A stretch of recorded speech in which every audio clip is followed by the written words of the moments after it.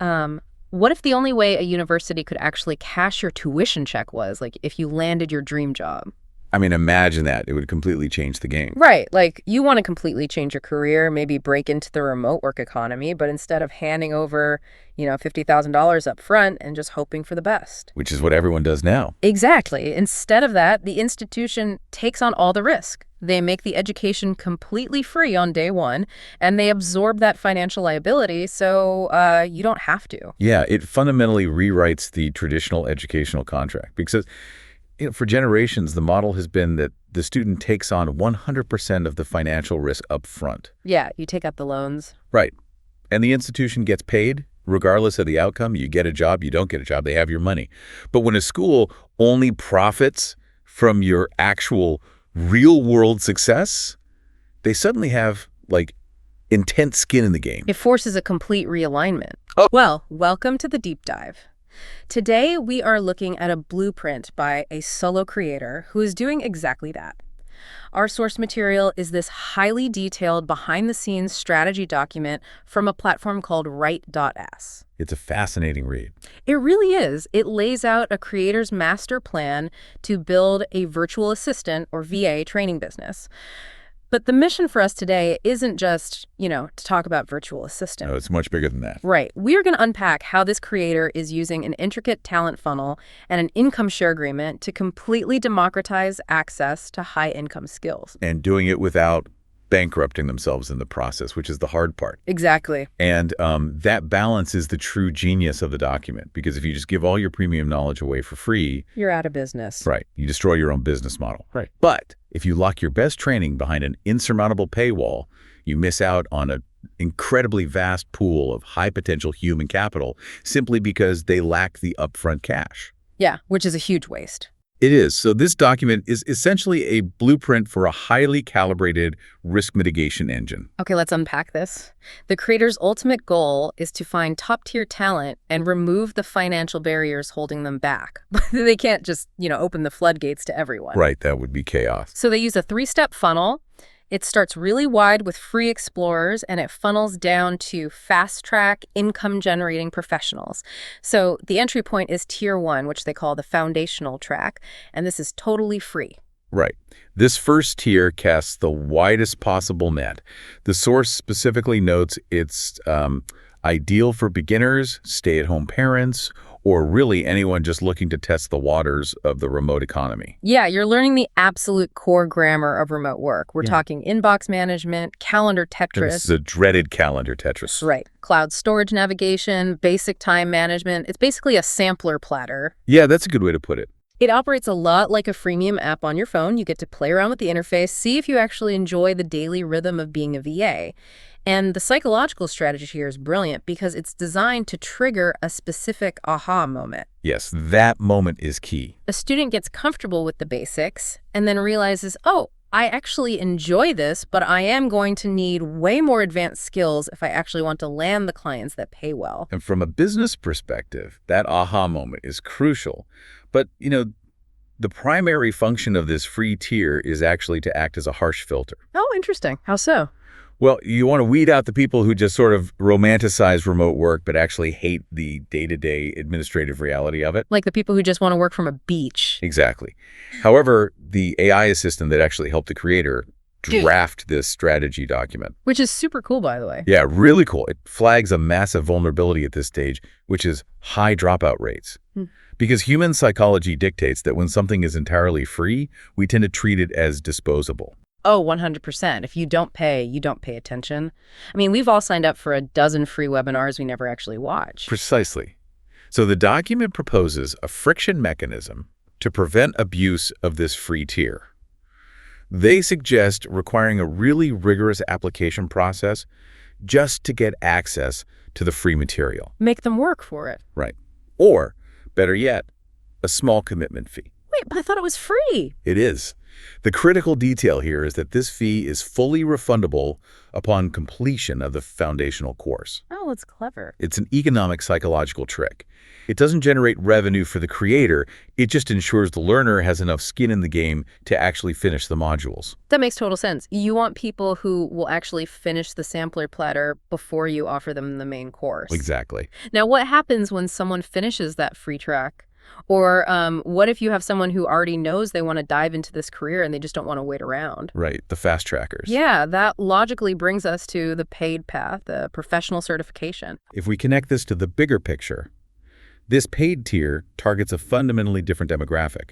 This is optimized for career switchers who already possess some capital. They have the funds ready to go. Right. They aren't looking to test the waters. They want to pay for speed, direct access, and guaranteed acceleration. Yeah, and it's an intensive 4 to 6 week program, and it moves way past just basic calendar management.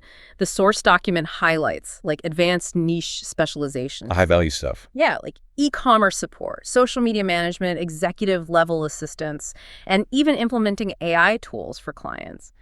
But the thing that really stood out to me wasn't just the mentorship. It was the access to premium standard operating procedures, or SOPs. Oh, and we definitely shouldn't gloss over that, because an SOP isn't just a document. It is essentially a cloned brain. I love that phrase, a cloned brain. Yeah, it is the codified experience of a veteran professional, just mapped out step by step. By giving a beginner access to premium SOPs, the creator is essentially giving them the execution power of someone who has been doing the job for 5 years. Which is huge. That is exactly why clients pay a premium, and that is exactly what the student is buying in this tier. And buying into this tier gets you priority consideration for the final, most exclusive track. But here is the massive logical hurdle we have to jump over. Yeah. The free tier proves someone has the interest. The paid tier accelerates the people who have the money. But what about the people who completely crush the free tier? Like they have undeniable talent and drive, but they simply do not have the capital for the paid certification. Ones who are stuck. Yeah. How do they acquire those specialized skills without waiting years to save up? Do they just, get left behind? Well, in a standard educational model, yes. They are completely priced out, which represents a tragic loss of human capital for the industry. But this is where the document introduces its core innovation. Okay. It treats education not as a product to be sold, but as an investment in a future asset. The third tier. Exactly. Now, the document originally called it the finance model, but the AI wisely pointed out that finance sounds terrifyingly like a bank loan. Yeah, terrible branding. Truly. So they rebranded it to the Earn While You Learn partnership, which is a revenue share model. The premise is basically no money down, Yeah. you pay us only when you earn. Yeah. So the creator fronts the cost of the advanced training, giving the student all the mentorship and those cloned brain SOPs we just talked about. Right. Then the creator actually assigns the trainee to live real-world client projects.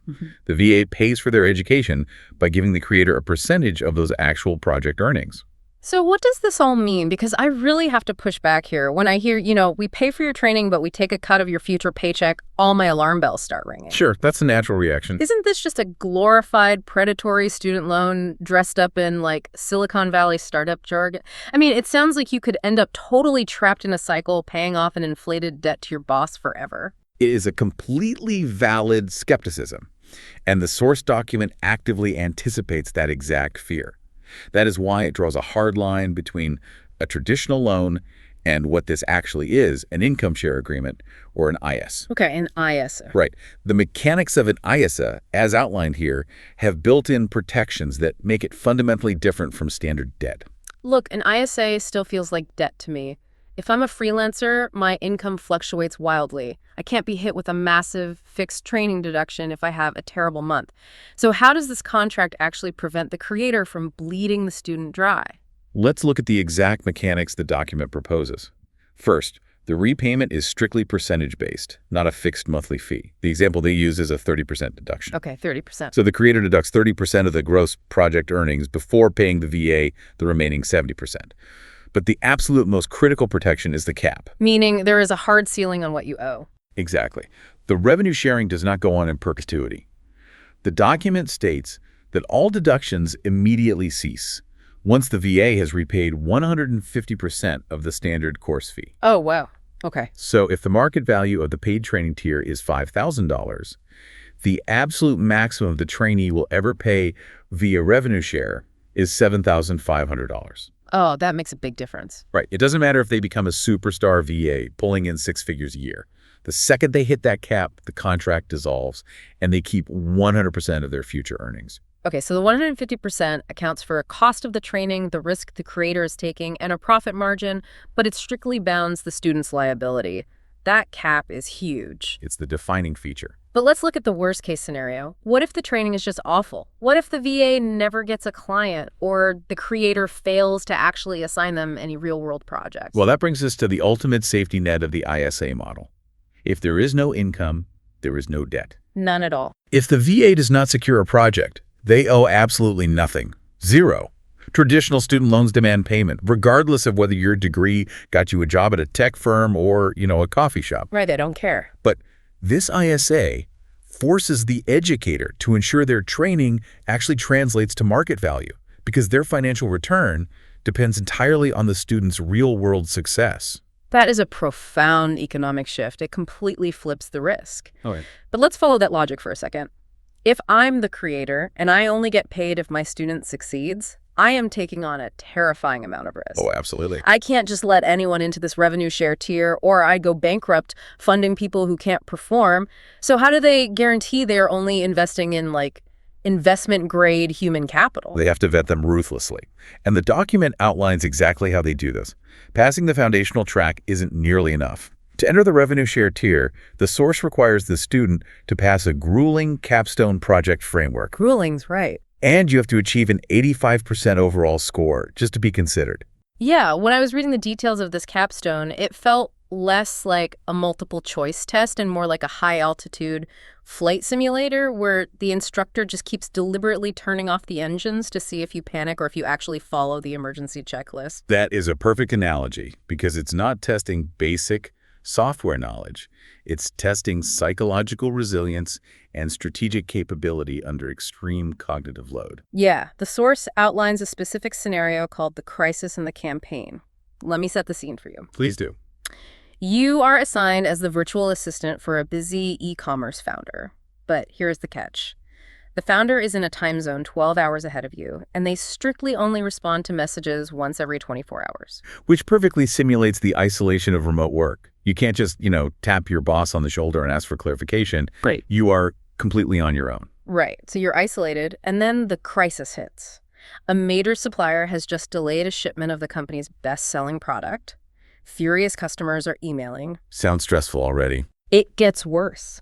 You, the trainee, have to independently draft a crisis communication plan for 500 angry buyers.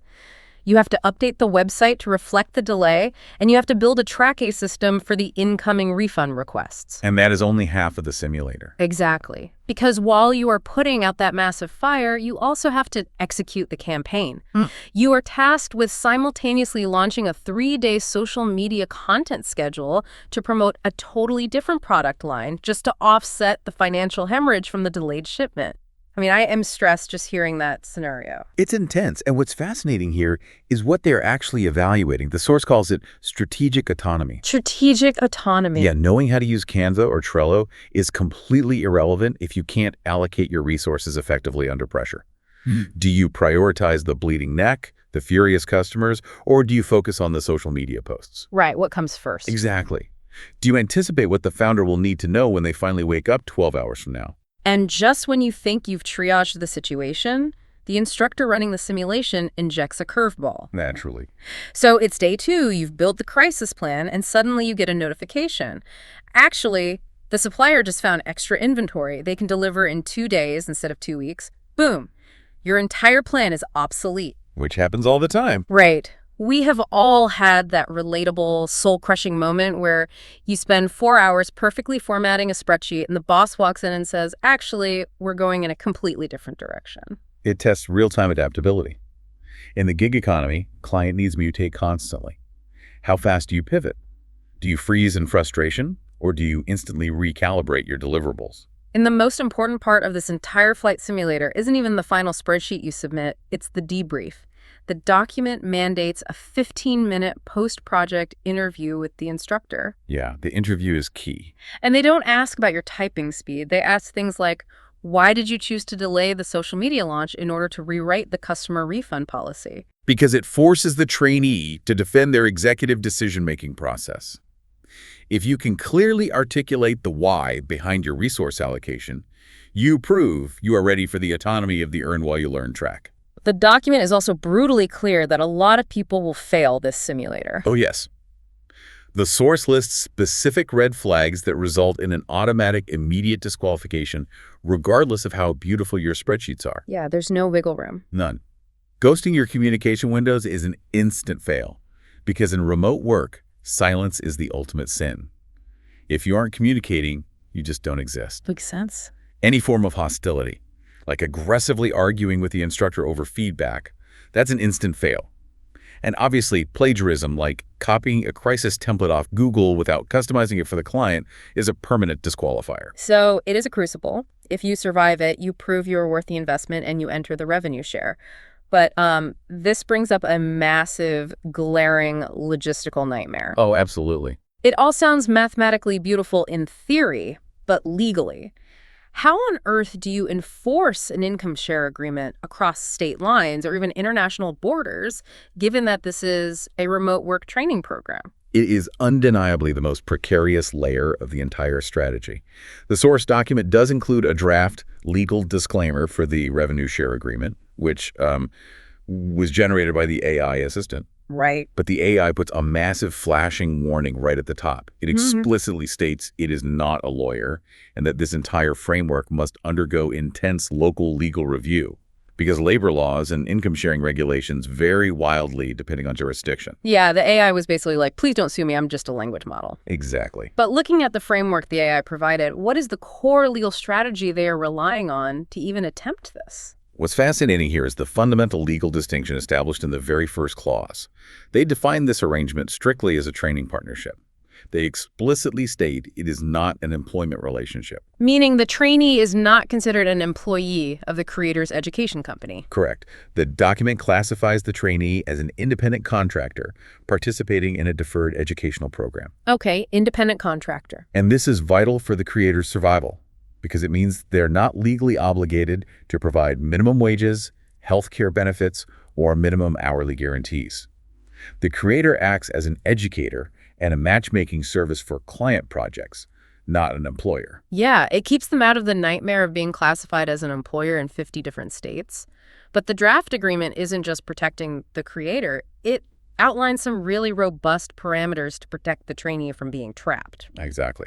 We already discussed the 150% repayment cap, but there are other vital structural protections. For instance, the document suggests an earnings threshold. Oh, how does that work? It proposes that the 30% repayment deductions only trigger if the VA earns above a specific baseline, say $1,000 in a given month. Oh, which goes back to the fear of a bad month. If a freelancer has a slow month and only makes $800, they keep all of it. The debt collection basically pauses. They aren't going to default on their rent because of a training deduction. Precisely. And furthermore, there is a term duration. The debt doesn't hang over your head for the rest of your life. Good. The draft proposes a timeline, for example, 36 months from the date of your first project assignment. If you haven't reached the repayment cap by the end of those 36 months, the remainder of the debt is completely forgiven and washed away. Okay, but let's play out some human variables here. What if someone just decides to walk away? Like, let's say a trainee gets halfway through their real-world client projects, realizes they actually hate being a virtual assistant, and they just quit. Do they still owe the money? The source breaks down the difference between voluntary and involuntary termination very clearly. If the trainee voluntarily quits before they have earned any revenue from a project, the debt evaporates. Just like that. Yep. They walk away free and clear, perhaps minus a small administrative processing fee. Now, if they quit after they have started earning money from clients, they owe a prorated amount based strictly on what they've earned so far. Okay, but what if the creator fires them? Now, if the creator terminates the trainee without cause, meaning the trainee didn't do anything wrong, maybe the creator just couldn't find them enough client work or decided to shut down the business. Right. The outstanding balance automatically drops by 50%. It is a severe financial penalty against the creator for failing to uphold their end of the partnership. Oh, wow, that is a huge penalty. But what if the trainee tries to game the system? What if they take the training, land a huge client, and then lie about their income so they don't have to pay the 30% cut? The contract requires accurate reporting of time and earnings. If a trainee intentionally obfuscates their earnings, it is classified as an immediate material breach of the contract. Which means what, exactly? In legal terms, that usually means the full maximum balance of the cap becomes due immediately. It's a high-trust system backed by severe contractual penalties for bad faith. Wow. It is a totally delicate, legally complex dance between educator and student. Here's where it gets really interesting for you, the listener. Take a step back and think about your own industry for a second. Think about your own company or, a side hustle you've been wanting to launch. Because it applies everywhere. It really does. The document we've just unpacked isn't just a niche manual for training virtual assistants. It is a comprehensive, functional blueprint for aligning an educator's financial incentives directly with their students' actual real-world success. It takes the friction of upfront cost completely out of the equation to unlock the most talented people. It absolutely does, and it forces us to look at the broader horizon. We're seeing solo creators essentially acting like venture capitalists, investing their time and knowledge into human capital rather than software startups. Yeah, investing in people. But let's take it a step further. If solo creators can successfully build these risk mitigation engines to train people, what is stopping massive traditional institutions like four-year universities from adopting this exact same earn-while-you-learn revenue share model? Oh, man. And think about this. What happens in 5 years when AI agents can do all of the entry-level administrative work flawlessly? The future of education might not just be earn while you learn. It might be that raw human adaptability, the exact strategic autonomy tested in that capstone project, becomes the only skill left that is actually worth financing. The ability to pivot when the spreadsheet changes. Exactly. That might be the only asset left that holds its value. It is a wild thought.